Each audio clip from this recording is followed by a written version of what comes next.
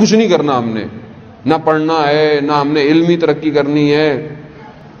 اور وہ جو قومیں ترقی کر رہی ہیں عزیزان محترم، وہ جانتے ہیں. عزیزان محترم، ہمارا جو بریکٹ میں موضوع ہے وہ یہی ہے کہ اولیاء انبیاء کی خصوصیات جمع ہیں یوسف زہرا کے اندر. جتنے بھی انبیاء ہیں وہ ساری خصوصیتیں اس ایک شخص میں ہیں. اور دنیا کے جتنے بھی زندہ مذہب ہیں وہ سب ایک شخص کا انتظار کر رہے ہیں، ایک شخص کا. اور ان ساری شخصیات میں وہ جو ایک شخص کہتے ہیں، نام الگ الگ ہیں لیکن خصوصیات ایک ہی ہیں. کسی میں کم ہے، کسی میں زیادہ ہیں، لیکن جو سب سے زیادہ خصوصیات واضح نام نسب وہ تشیع کے اندر موجود ہے کہ وہ شخص کون ہے. وہ شخص کون. اہل سنت برادران ہمارے نام ایک ہی ہے، فرق نہیں کرتے ہیں. اولاد بھی وہی کہتے ہیں رسول خدا کی ہوگی، بس وہ یہ کہتے ہیں کہ یہ پیدا ہوں گے، ہم یہ کہتے ہیں کہ پیدا ہو چکے ہیں اور کوئی اختلاف نہیں ہے. مسیحیت کرسچینٹی بھی اسی کا انتظار کر رہی ہے. اس کو وہ موعود کہتے ہیں کہ جس کا وعدہ دیا گیا ہے.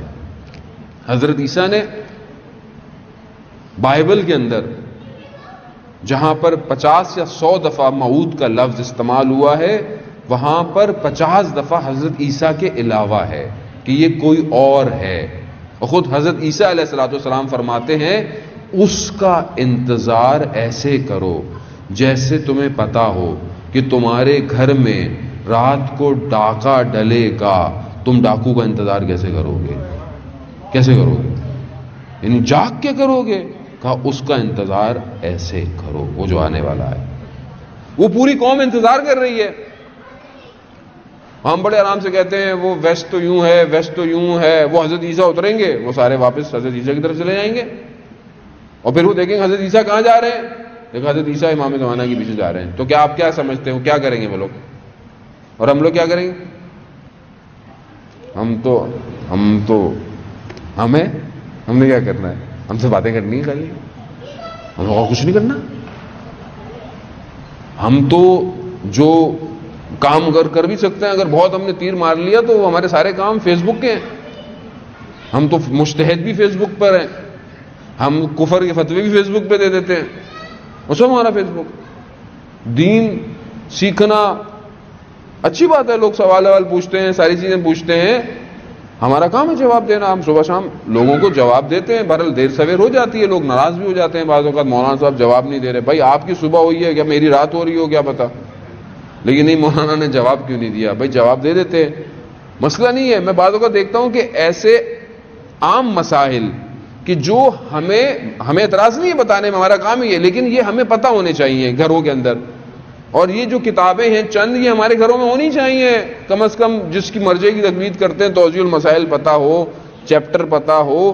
اگر نہیں بھی ہے کوئی مسئلہ نہیں ہے، انٹرنیٹ پہ اپلیکیشنیں موجود ہیں، گیم ڈاؤن لوڈ کر لیں گے، ساری چیزیں ڈاؤن لوڈ کر لیں گے. یہ نہیں پتا کہ جس مرجع کی تقلید کرتا ہوں اس کی بھی اپلیکیشن بنی ہوئی ہے کہ نہیں بنی ہوئی. کیوں؟ کیا ضرورت ہے؟ اور ویسے بھی یہ تو چلے شکر ہے اس کو سمجھ میں آ رہا ہے کہ میرا کوئی مسئلہ بھی ہے. بہت سے لوگوں کے تو مسئلے ہی نہیں ہے، کوئی ان کے تو مسائل ہیں ہی نہیں، انہیں کو مسئلہ ہی نہیں، زندگی میں کوئی پریشانی نہیں ہے. نماز زبردست، اللہ اکبر، یہاں شروع کی اللہ اکبر، ختم کی اللہ اکبر میں فاصلہ کتنا تھا؟ پلک جھپکنے کا تھا، بس ختم ہو گئی. تجوید صحیح ہے، قرأت صحیح ہے، مخارج ادا کر رہا ہوں. نہیں کیا ضرورت ہے اس کی؟ یہ معاذ کن چکروں میں آپ لگا رہے ہیں. ہم لوگ بڑی ٹینشن کے اندر ہیں، یہ بھی کام آپ لگا دیں گے. اور پھر ہم انتظار جس کا کر رہے ہیں وہ کون ہے؟ وہ ناطق قرآن ہے. سامت قرآن جب صحیح نہیں آئے گا تو ناطق قرآن سے بات کیا کریں گے ہم لوگ؟ تو کم از کم اپنے آپ کو تیار تو کریں، سامت قرآن تو کم از کم پڑھ لیں. اچھا قرآن مولانا صاحب یہ کیا ہوتا ہے؟ یہ تو ہمارے ہاں تو مخمل کے کپڑوں کے اندر اتنی لمبا دھاگا ہے، اس کا ویسے کپڑا ہے اور دھاگا اتنا 1 میٹر کا ہے، جس کا دھاگا اچھا سائڈ پہ گولڈن لگا ہوا، اور اس کو یوں باندھنا ہے. یوں کیوں؟ گھر میں کھولے ہی نہ کوئی. نہیں کھولے. وہ ہمارا ادب احترام اچھی بات ہے، قرآن کا احترام کرنا ہے. وہ اتنا ڈرا دیتے ہیں بچے کو بیچارے کو، وہ زندگی میں قرآن کے قریب نہیں جاتا. مار مار کے اس کو قاعدہ پڑھاتے ہیں، مار مار کے قاعدہ پڑھاؤ اس کو.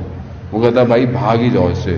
عزیزان محترم، آسانی پیدا کریں، قرآن پڑھیں، سنیں.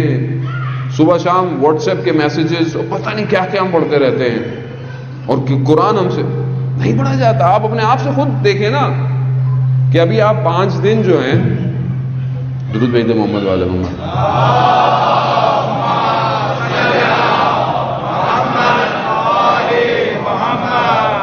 مائک تو گھبرا گیا، آپ لوگ تو نہیں گھبرا رہے گئے. صلی اللہ محمد وآل محمد وجل فرجہ.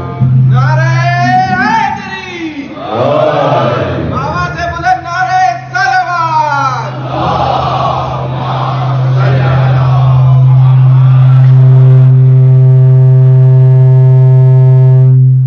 علماء حق کی صحت و سلامتی کے لیے بلند تر صلوات.